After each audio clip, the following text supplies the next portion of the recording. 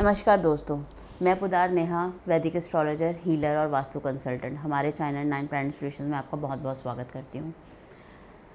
शादी, आज जो मेरा टॉपिक है शादी। आजकल पहले ज़माना था, शादियाँ हो जाती थी 17, 18, 19 साल की लड़की, 22, 23 साल का लड़का। लेकिन आजकल के 30, 35 साल के लड़के और 30, 30 साल की लड़कियाँ भी शादी नहीं करना चाहती। दे अवॉइड मैरिजेस। लेट करते करते कुछ शायद उनकी कुंडली के भी योग ऐसे हो जाते हैं कि उनकी शादियां ही लेट हो जाती हैं। और माँ बाप चिंतित रहते हैं क्योंकि वो तो उसी दिशा आए हैं ना। मम्मी सोचती है मेरी तो जब 21 साल की उम्र थी, मेरी तो गोदी में तुम थे। तो वो अपने बच्चों को ऐसे ही प्रवोक करते रहते हैं। पापा कहते हैं मैं 25 साल का था, तुम लोगों को पाल रहा था और तुम आज भी इन चीज़ों से भाग रहे हो। उनको लगता है कि आप लोग रिस्पॉन्सिबिलिटी से भाग रहे हैं। हमारी कुंडली में, हमारे ग्रहों में ऐसी कौन सी कमी आती है कि हमारी शादियां लेट हो जाती हैं या इतना डिलेज पड़ जाते हैं। कई बार हम करना चाहते हैं लेकिन हो नहीं पा रही होती, तो हम भी कहते हैं अभी मुझे नहीं करनी। हम ये दिखाना चाहते हैं कि हम ही नहीं करना चाहते।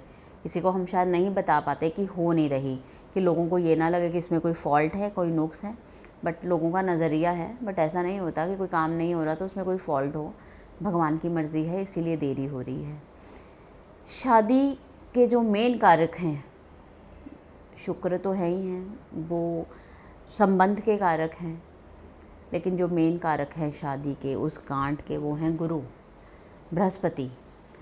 बृहस्पति के घरों में, बृहस्पति जिन घरों के सिग्निफिकेटर हैं, उन घरों पे जब बुरे प्लैनेट्स का इफ़ेक्ट आता है तो शादी में बाधक बन जाते हैं।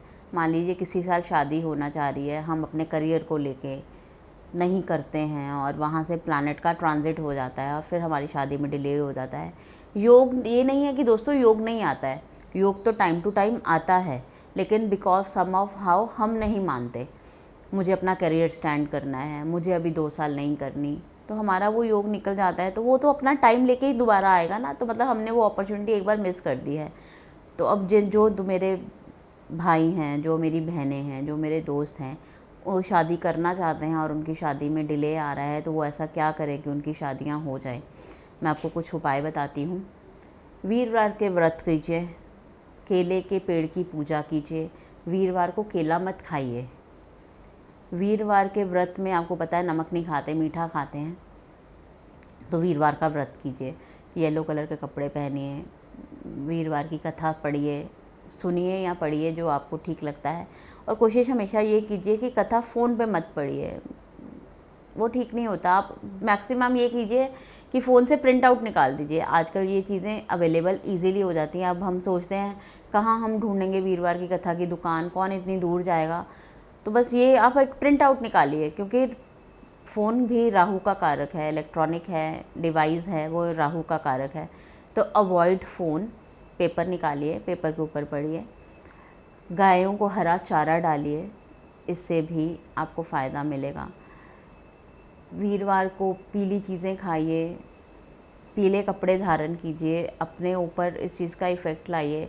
अगर आपकी शादी में दिक्कतें आ रही हैं तो अवॉइड ब्लैक कलर का अंडरगारमेंट्स, ब्लू कलर का अंडरगारमेंट्स, मैक्सिमम ब्लू कलर का कपड़े, कि आपकी शादी में दिक्कत ना आए। उसके बाद हम और कैसे अपनी शादी के, एक बहुत अच्छा उपाय है मेरे पास, मैंने अपने बहुत क्लाइंट से भी करवाया है और मैं आपके साथ शेयर करती हूँ। जिन भी बच्चों को शादी करनी है, लड़कियां 16 सोमवार रखती हैं अच्छे पति के लिए, शादी जल्दी होने के लिए। अगर आपको शादी में दिक्कत आ रही है तो सोमवार को शिवलिंग पे कच्चा दूध चढ़ाइए, इससे भी आपको फ़ायदा मिलेगा। इसके बाद 40 दिन का एक चलिया कीजिए। उस चलिए में क्या करना है, आपने भगवान बाहर से, बाज़ार से एक ऐसी फ़ोटो ख़रीदनी है या गूगल पे निकाल के उसको प्रिंट कराना है जिसमें भगवान शिव और गौरा की शादी हो रही है। उनके शादी वाली फ़ोटो ख़रीदनी है, उसको वहाँ रखना है, उसको रोज़ घी का दीपक जलाना है, भोग लगाना है, उसकी पूजा करनी है। भगवान शिव से, गौरजा माता से प्रार्थना करनी है कि मेरी भी शादी में जो संकट या जो बाधाएं आ रही हैं उनको दूर कीजिए। जब आप ये चीज़ें करेंगे, आप इन चीज़ों को 7 सोमवार, 11 सोमवार भी कर सकते हैं, सोमवार लेके चल सकते हैं, 40 दिन कर सकते हैं। उसके बाद अगर आप सोमवार धारते हैं, जितने भी सोमवार आप करते हैं 11 मिनिमम, पूजा आपने डेली करनी है। लेकिन अगर आप जैसे कहीं सोचते थे कि मैं ना 11 सोमवार करूँगा या मैं 7 सोमवार करूँगा, तो फिर आपने 8वें सोमवार क्या करना है? आपने जिस दिन भी आपने अपने इस व्रत को पूरा करना है, सोमवार के साथ में इसमें व्रत रख सकते हैं आप, आपके लिए फ़ायदा होगा। पानी में जब नहाएं हल्की सी हल्दी डाल के नहाइए। हल्की सी 1 बाल्टी पानी में चुटकी भर हल्दी बॉडी पीली नहीं करती है, सिर्फ़ ये है कि एक असर आ जाता है बॉडी पे। आप उजापन कीजिए।